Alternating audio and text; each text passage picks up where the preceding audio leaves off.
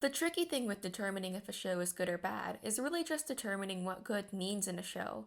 Is being good the same as being enjoyable, or are there more objective measures? How do personal biases and societal context factor in, if at all? Even if two people agree on what makes a show good, they might disagree on how much weight each factor has. Because of this, shows tend to cater to different definitions of good. Anyhow, Maid Sama is about student council president Misaki Ayuzawa, who keeps up an intimidating presence at Saika High School, but secretly works at a maid cafe to support her family. One day, Takumi Usui discovers her secret and becomes a regular customer. The core thread of the story is Usui and Misaki's developing relationship, as Usui continuously gets tsundere rejected but perseveres for some reason.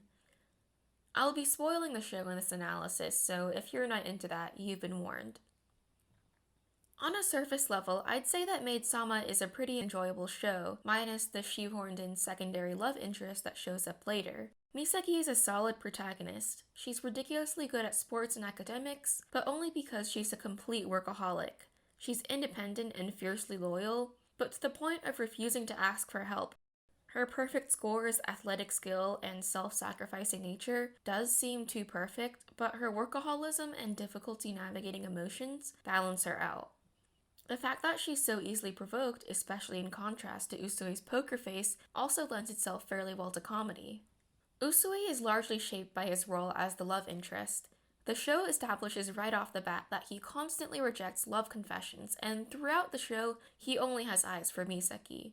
He is somewhat possessive and often comes to Misaki's rescue, undermining her independence and agency for what the show implies is her own good. He also sexually harasses her to get a reaction, which is not great.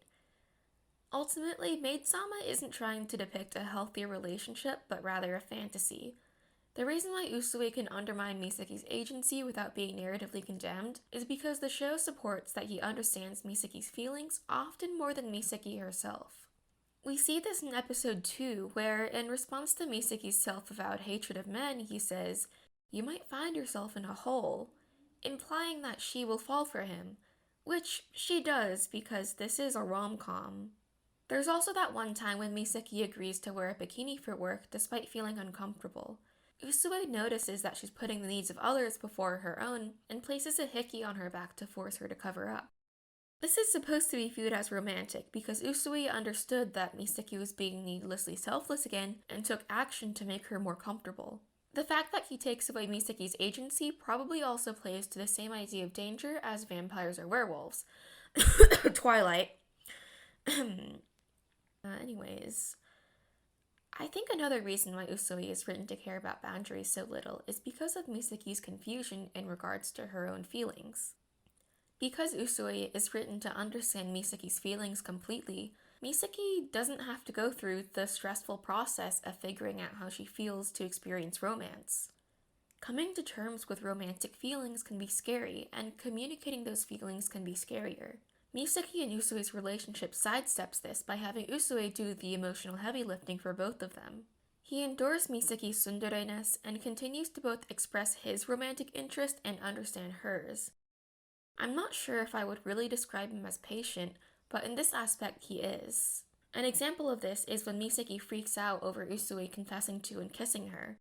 Usui notices her turmoil and kisses the vice president, poor guy, so that she can brush off the encounter entirely.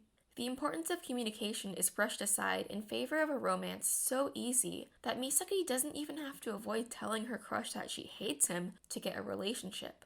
For viewers scared of putting themselves out there, the show provides a version of reality where that sort of scary vulnerability isn't necessary. It provides a love interest that understands you to the point where you don't even have to come to terms with your own feelings. A love interest so head over heels that he'll love you even when you tell him you hate him. A love interest with no risk. All you need to do is be swept off your feet. The problems with applying this to real life are pretty obvious. No one can truly understand anyone, so pursuing someone that claims to hate you, even if you think they're lying, is a terrible move. Regardless of if they're telling the truth, crossing boundaries they lay down shows a lack of mutual respect.